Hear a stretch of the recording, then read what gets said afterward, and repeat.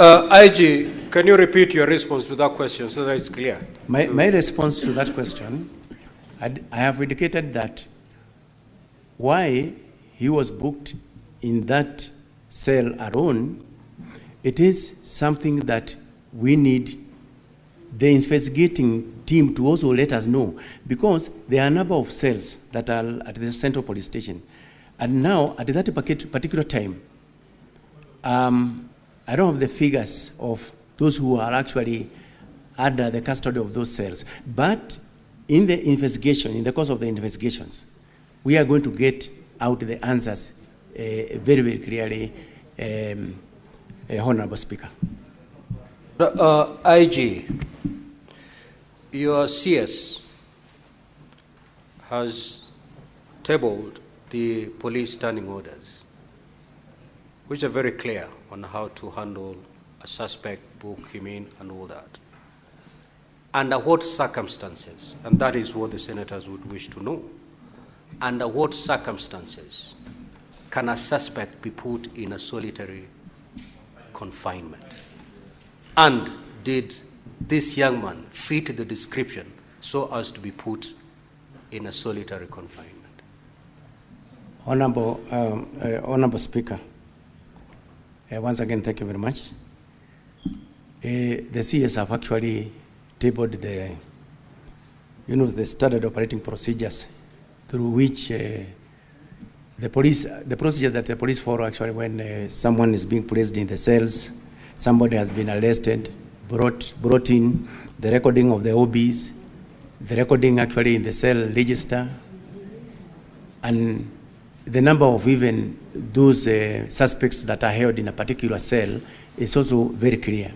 So what I am not very, very sure of as at now is, and I'm looking forward to the investigation of the IPOA, why is it that he was alone in that cell? Is it that we had more cells?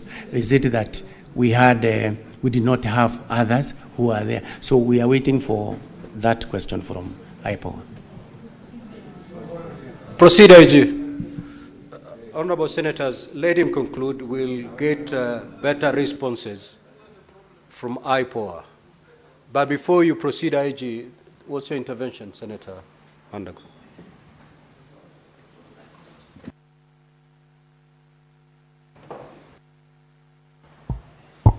Thank you very much, Honorable Speaker. I just needed some small clarification, Honorable Speaker. I thought in the morning I heard the IPOA say, in the progress they have made, they have also recorded a statement from one of the detainees. And maybe the clarification is, was that detainee in the same cell with Ojwang?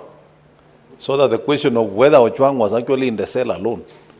Can we marry the two? Because IPOA is here and police is here. Yes, proceed, IG. Then there was also this question, again from Honorable Senator Wabua, which he asked, how did the OCS confirm Albert Ojwang was fine when he was booked in? So again, that question goes back to the earlier question that I had answered, that when he reached the police station, when he was brought in at the central police station, he was given an opportunity to talk to his spouse, where he did confirm that they had arrived safely and he is fine. And that record is actually in the occurrence book. And it was done by those officers who are at the report office at the central police station. So that is actually the confirmation that he was fine when he reached the police station.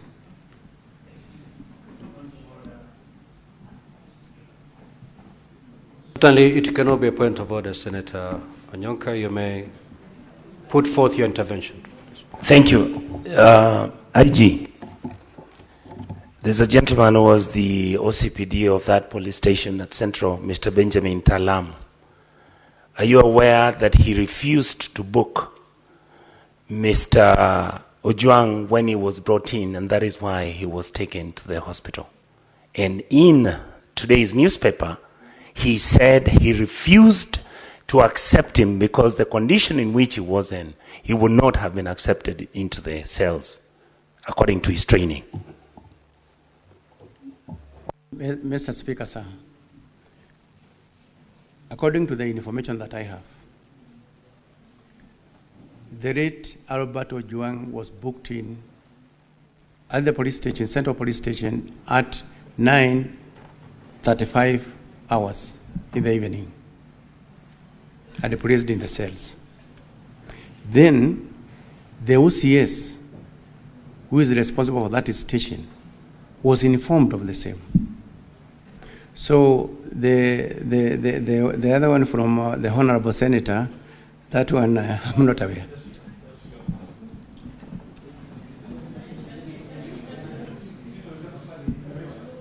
Honorable Senators, I'm taking note, and Senator Wambua, I'll come back to you. Just run through the questions that you have. For those ones that we feel are not satisfactorily answered, we will certainly have an opportunity, Senator Boni. Just proceed.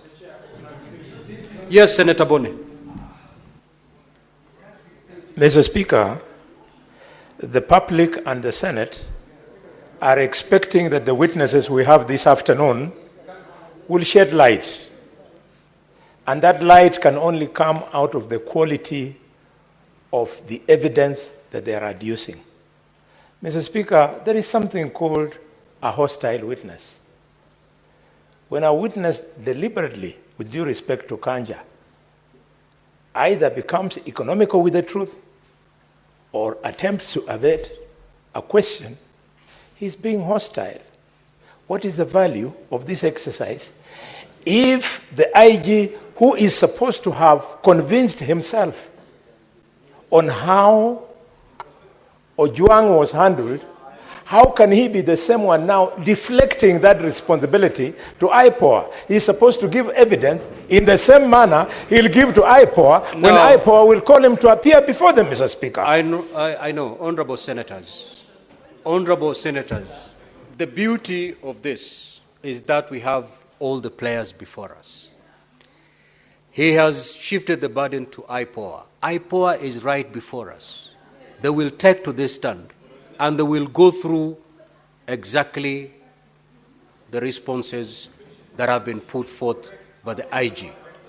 If the IPOA representative wasn't here, then a lot would have left hanging. So, Honorable Senators, let us be patient. Let us be patient. Let us be patient. Proceed.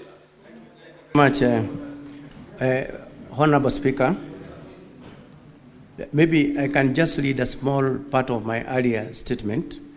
That just pick the question and respond so that we move. So the question that had been asked here is, I would like to reply as follows.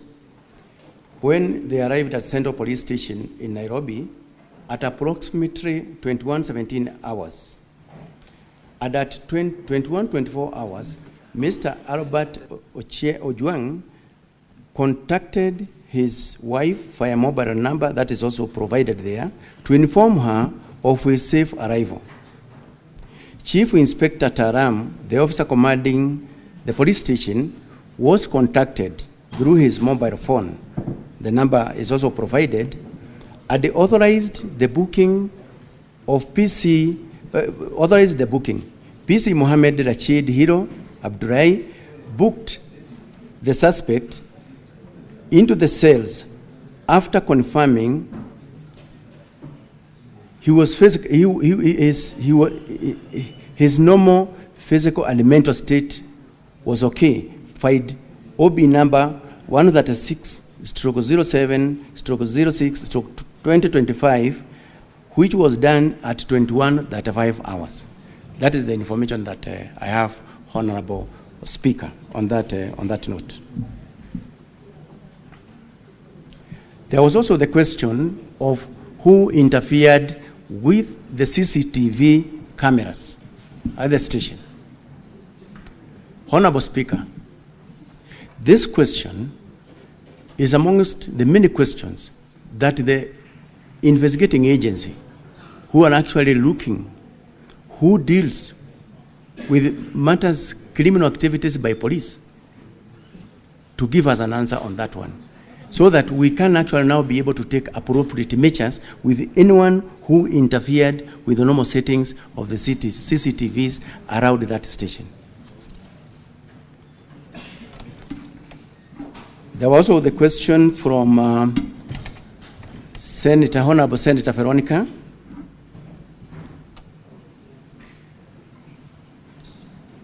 The first question was, who deleted the Albert X account? Again, this question is going to be answered very clearly by the DCI.